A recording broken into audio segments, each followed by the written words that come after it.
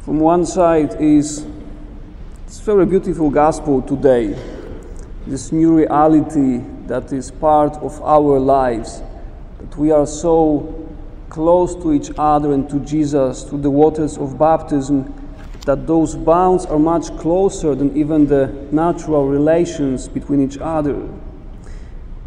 And it is a lot what God offers us, the unity to be part of the mystical body of the church, that His grace can flow through us in our lives, and that we can be nourished so much by Him.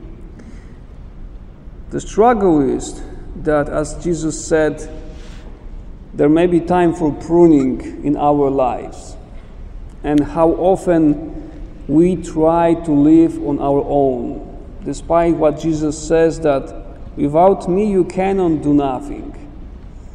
And how many times in our lives we didn't agree with the teaching of the church, with our conscience, and did something wrong. And did it bring any good fruits? Most likely not. Because, as Jesus says, without Him we cannot do nothing.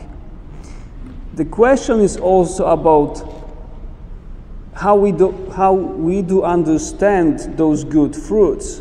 Because we can be away from the church and leave God and still do some good works in the world. Bring help to the poor, go for the missions.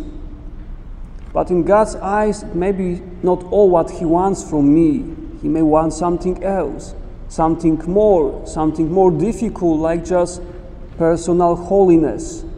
That you and me become saints and start living as a saints now, not tomorrow, but now. Because He gives us what we need. He gives us His body and blood. He nourishes us to help us to make it possible that we can live as His branches, as His holy vine, and we can be holy branches. It begins now with my will and desire to be holy.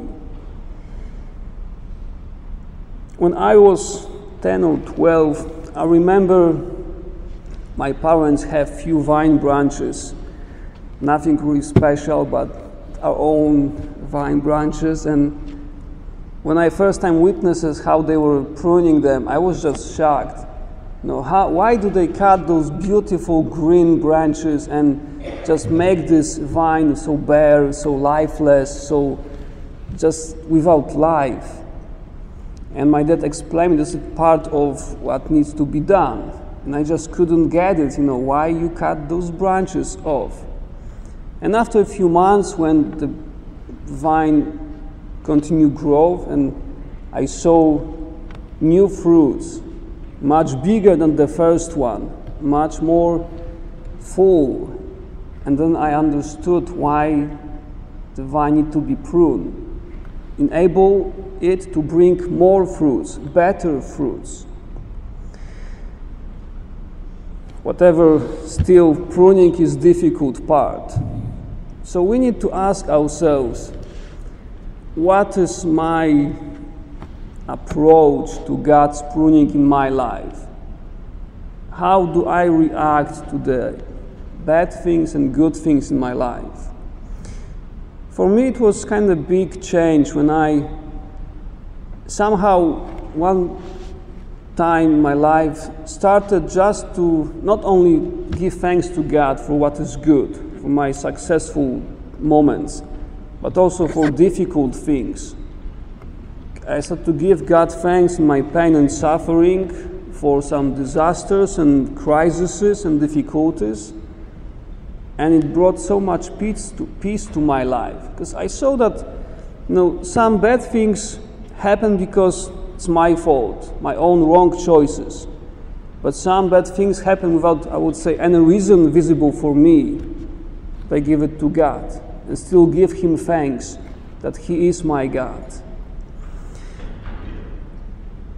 So, the challenge for this week will be to think more about, do I really give my life into Father's hands?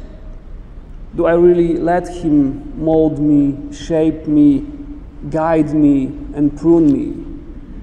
Or I'm still in this stage that I don't agree with many things what God does to my life. And I think that He is wrong, and I want to correct Him. I don't let Him do too much. God give us grace to face the truth, to find answer for the questions that bother us, to bring us peace.